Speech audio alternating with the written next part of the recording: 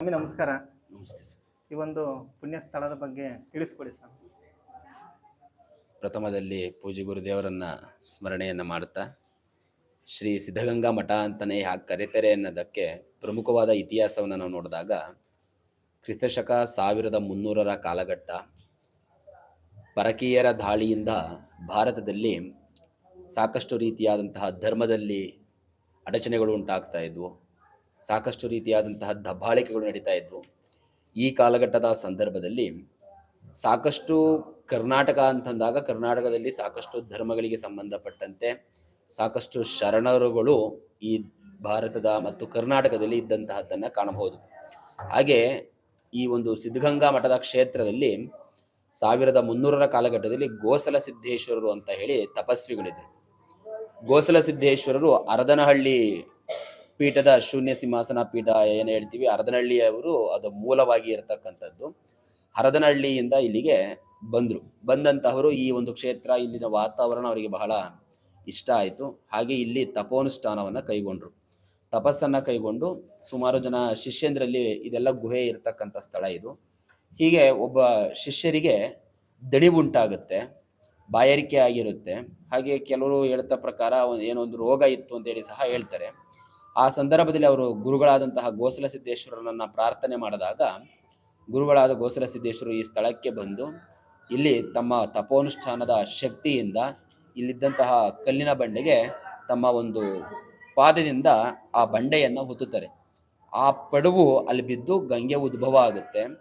ಉದ್ಭವಿಸಿದಂತಹ ಗಂಗೆಯಿಂದ ಸಾಕ್ಷಾತ್ ಗಂಗಮ್ಮನವರೇ ಗೋಸಲ ಸಿದ್ದೇಶ್ವರರ ಜೊತೆಗೆ ಮಾತಾಡ್ತಾರೆ ನೇರವಾಗಿ. ಆಗ ಅಲ್ಲಿ ಬಂದಂತಹ ದಣಿವಾಗಿರ್ತಕ್ಕಂತಹ ರೋಗಿಗೆ ಹಾಗೆ ಆ ಯೋಗಿಯವರಿಗೂ ಸಹ ಸಂತುಷ್ಟರನ್ನಾಗಿ ಮಾಡಿಸಿ, ತದನಂತರದಲ್ಲಿ ಗಂಗಮ್ಮನವರು ಯಾವುದೇ ಜನರೇ ಆಗಿರಲಿ, ಯಾವುದೇ ವ್ಯಕ್ತಿಗಳೇ ಆಗಿರಲಿ, ಏನೇ ಸಮಸ್ಯೆ ಅಂತ ಹೇಳಿ ಬಂದಾಗ, ಅಥವಾ ಸಂತಾನ ಭಾಗ್ಯ ಇಲ್ಲದಲೇ ಇರತಕ್ಕಂಥವ್ರು, ಏನೇ ತೊಂದರೆ ಇದ್ದಂಥವ್ರು ಬಂದು ನನ್ನ ಪ್ರಾರ್ಥನೆಯನ್ನು ಮಾಡಿಕೊಂಡು ಗಂಗಾ ತೀರ್ಥವನ್ನು ಯಾರು ಹಾಕ್ಸ್ಕೊಂಡು ನನಗೆ ನಡ್ಕೊಳ್ತಾರೋ ಅವರಿಗೆ ಸಂಪೂರ್ಣವಾಗಿ ನಾನು ದೋಷವನ್ನು ಪರಿಹಾರವನ್ನು ಮಾಡ್ತೇನೆ ಅಂತ ಹೇಳಿ ಅಮ್ಮನವರು ಅವರೊಂದಿಗೆ ಮಾತಾಡ್ಬಿಟ್ಟು ಹೋಗ್ತಾರೆ. ಇದಾದ ಮೇಲೆ ಅವರ ಶಿಷ್ಯರಾಗಿ ಬಂದಂಥವರೇ ನಮಗೆ ಸಾಮಾನ್ಯವಾಗಿ ಗೊತ್ತಿರತಕ್ಕಂಥವ್ರು ಯಡಿಯೂರು ಸಿದ್ಧಲಿಂಗೇಶ್ವರರು. ಯಡಿಯೂರು ಸಿದ್ಧಲಿಂಗೇಶ್ವರರು ಸಹ ಗೋಸಲ ಸಿದ್ದೇಶ್ವರರ ಶಿಷ್ಯರೇ.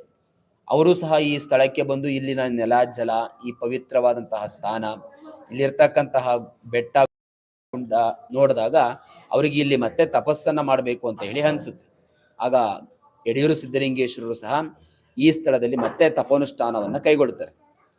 ಹಾಗಾಗಿ ಅವರು ಸಹ ತಪೋನುಷ್ಠಾನವನ್ನು ಕೈಗೊಂಡ ನಂತರ ಹೀಗೆ ಸಿದ್ಧಗಂಗಾ ಮಠ ಬೆಳಕಂತ ಹೋಗುತ್ತೆ. ಏನೆಲ್ಲ ಈ ಸಿದ್ಧಿ ಪುರುಷರುಗಳು ಏನಿದ್ದಾರೋ, ಗೋಸಲ ಸಿದ್ದೇಶ್ವರರು ಸಹ ಸಿದ್ಧಿ ಪುರುಷರು, ಯಡಿಯೂರು ಸಿದ್ಧಲಿಂಗೇಶ್ವರರು ಸಹ ಸಿದ್ಧಿ ಪುರುಷರು, ಅಂದರೆ ತಪೋನುಷ್ಠಾನವನ್ನು ಕೈಗೊಂಡಂತಹ ಪುರುಷರುಗಳು. ಹಾಗಾಗಿ ಈ ಸಿದ್ಧಿ ಪುರುಷರುಗಳಿಂದ ಉದ್ಭವಿಸಿದ ಗಂಗೆಯೇ ಶ್ರೇಷ್ಠವಾಗಿ ಸಿದ್ಧಗಂಗಾ ಮಠ ಅಂತೇಳಿ ಆಯಿತು.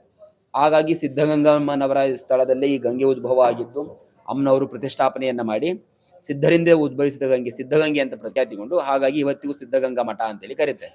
ಹೀಗೆ ಮಠದ ಪರಂಪರೆ ಸಿದ್ಧಲಿಂಗೇಶ್ವರರು ಆದಮೇಲೆ ಉತ್ತರ ಕರ್ನಾಟಕದ ಭಾಗದಿಂದ ಅಟವಿ ಶ್ರೀ ಶಿವಯೋಗಿಗಳವರು ಬಂದರು. ಅಟವಿ ಶಿವಯೋಗಿಗಳು ಬಂದಾದ್ಮೇಲೆ ಅವರ ನಂತರದ ಉತ್ತರಾಧಿಕಾರಿಗಳಾಗಿ ನಮ್ಮ ಪರಮ ಪೂಜ್ಯ ಗುರುದೇವರಾದಂತಹ ಉದ್ಧಾನ ಶಿವಯೋಗಿಗಳು ಬಂದರು. ಅವರಾದ ನಂತರ ಮುರುಳಾರಾಧ್ಯ ಗುರುಗಳು ಬಂದರು. ತದನಂತರ ನಮ್ಮೆಲ್ಲರ ಆರಾಧ್ಯ ದೇವರಾದಂತಹ ಡಾಕ್ಟರ್ ಶ್ರೀ ಶ್ರೀ ಶಿವಕುಮಾರ ಮಹಾಸ್ವಾಮೀಜಿಗಳು ಬಂದರು. ಹೀಗೆ ತದನಂತರದಲ್ಲಿ ನಮ್ಮ ಸಿದ್ಧಲಿಂಗ ಶ್ರೀಗಳು ಗುರುಗಳು ಬಂದರು. ತದನಂತರ ಈಗ ನಮ್ಮ ಶಿವಸಿದ್ದೇಶ್ವರ ಸ್ವಾಮೀಜಿಗಳು ಬಂದರು. ಹೀಗೆ ಗುರು ಪರಂಪರೆ ಮುಂದೆ ನಡ್ಕಂತ ಹೋಗ್ತಾ ಇದೆ. ಇದು ಶ್ರೀಮಠದ ಹಿನ್ನೆಲೆ ಮತ್ತು ಇತಿಹಾಸವನ್ನು ಒಳಗೊಂಡಿರ್ತಕ್ಕಂಥದ್ದು. ಹೀಗೆ ಸಿದ್ಧಗಂಗಾ ಮಠದ ಒಂದು ಇತಿಹಾಸವನ್ನು ನಾವು ಕಾಣಬಹುದು. ಇದಿಷ್ಟು ಶ್ರೀಮಠದ ಒಂದು ಪೂರ್ವ ಹಿನ್ನೆಲೆಯ ಇತಿಹಾಸ. ಹಾಗಾಗಿ ಸಿದ್ಧಗಂಗಾ ಮಠ ಅಂತೇಳಿ ಕರೀತಕ್ಕಂಥದ್ದು. ಸ್ವಾಮಿ, ತಮ್ಮ ಹೆಸರು ಪರಿಚಯ ಮಾಡಿಕೊಡಿ. ನಮ್ಮ ಹೆಸರು ರಾಕೇಶ್ ಅಂತ. ನಾವಿಲ್ಲೇ ಓದ್ಕಂತ ಅಧ್ಯಯನವನ್ನು ನಡೆಸ್ತಾ ಇಲ್ಲೇ ನಮ್ಮ ಮಠದ ಶ್ರೀಮಠದ ಒಂದು ಸಂಸ್ಥೆಯಲ್ಲಿ ಒಂದು ಶಿಕ್ಷಕ ವೃತ್ತಿಯನ್ನು ನಿರ್ವಹಿಸ್ತಾ ಇದ್ದೇನೆ. ತುಂಬ ಒಳ್ಳೆ ಮಾಹಿತಿ ನೀಡಿದ್ರಿ. ನಿಮಗೆ ತುಂಬ ಹೃದಯದ ಧನ್ಯವಾದಗಳು. ಧನ್ಯವಾದಗಳು. ನೋಡಿ, ಸ್ವಾಮೀಜಿ ಅವರು ನಮಗೆಲ್ಲ ಸಿದ್ಧಗಂಗೆ ಬಗ್ಗೆ ಸಂಪೂರ್ಣವಾದ ಮಾಹಿತಿಯನ್ನು ನೀಡಿದ್ರು. ಶಿಕ್ಷಕರು ಅಂತ ಹೇಳಿದ್ರು, ಮತ್ತು ಎಷ್ಟು ಜನ ಅವರಿಗೆ ಚಪ್ಪಾಳೆ ಮುಖಾಂತರ ಅಭಿನಂದನೆಯನ್ನು ಸಲ್ಲಿಸಿದ್ರು. ಅವರಿಗೆ ತುಂಬ ಹೃದಯದ ಧನ್ಯವಾದಗಳು.